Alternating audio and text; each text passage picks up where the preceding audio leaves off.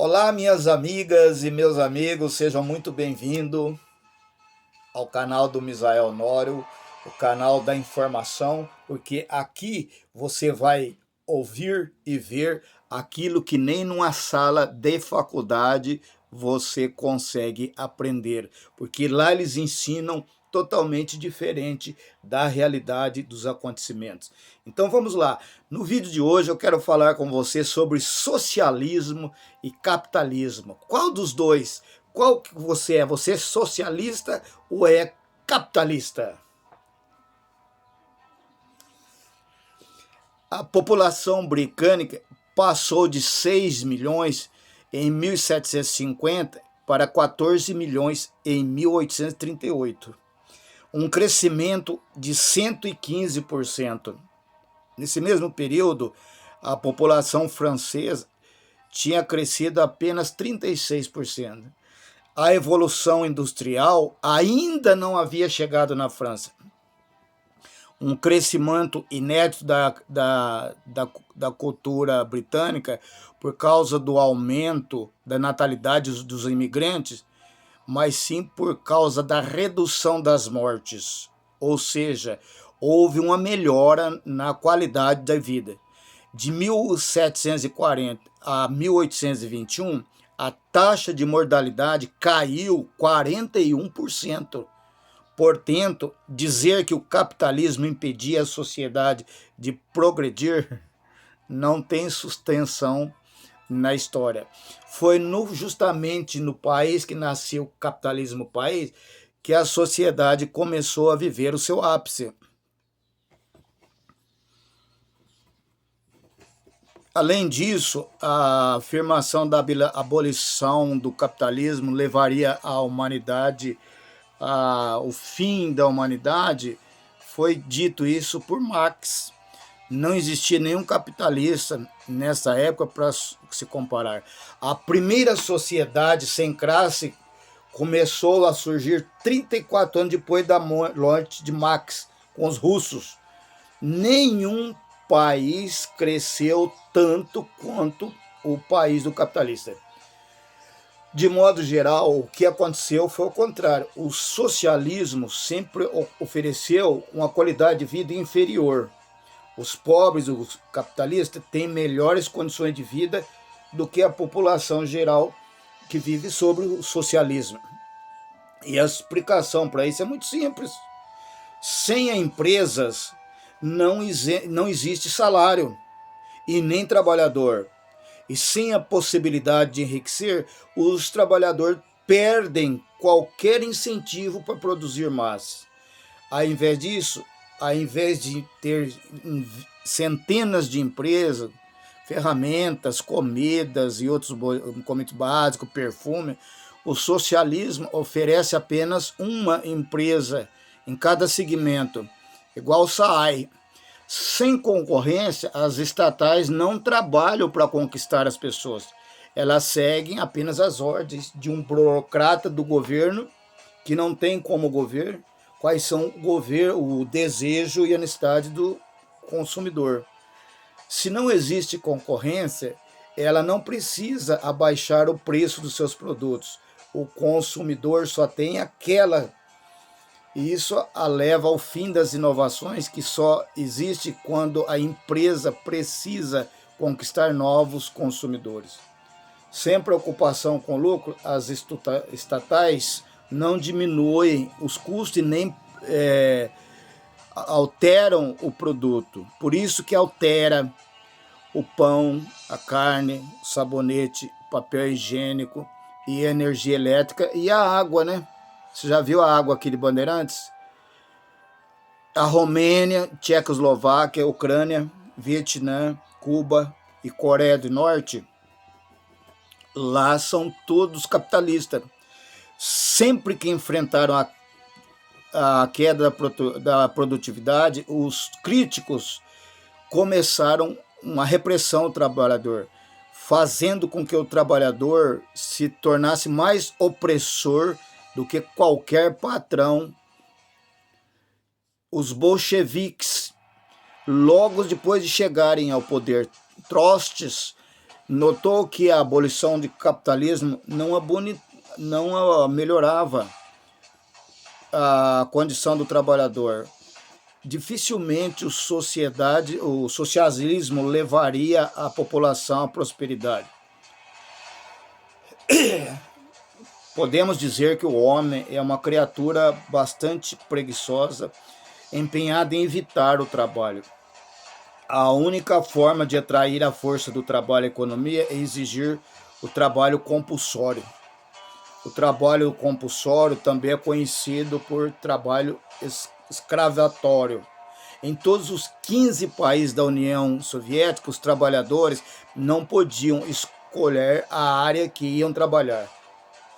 Então, se ele era chamado para trabalhar na parte norte, eles iam lá na parte norte.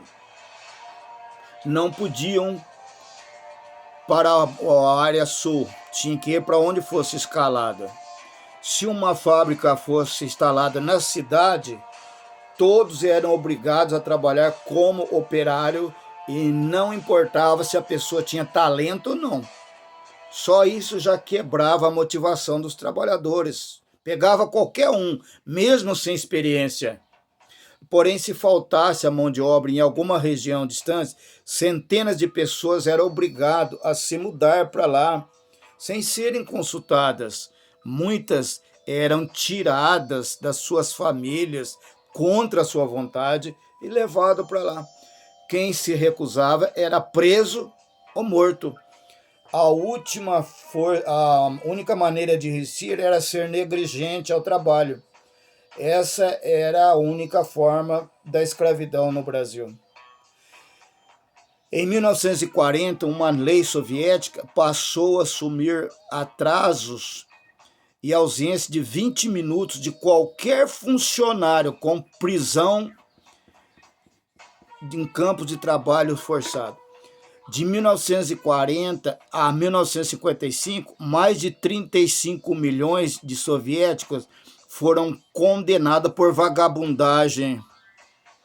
Já pensou se essa onda pega aqui em Bandeirantes, hein? Condenado por vagabundagem.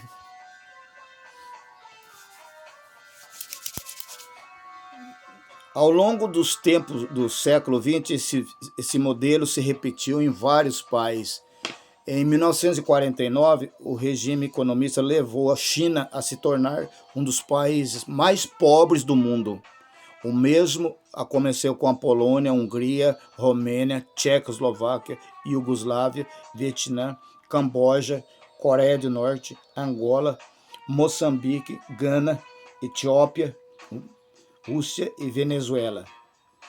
Nenhuma experiência socialista levou qualquer país à prosperidade, até porque, para um país enriquecer, parte da população precisa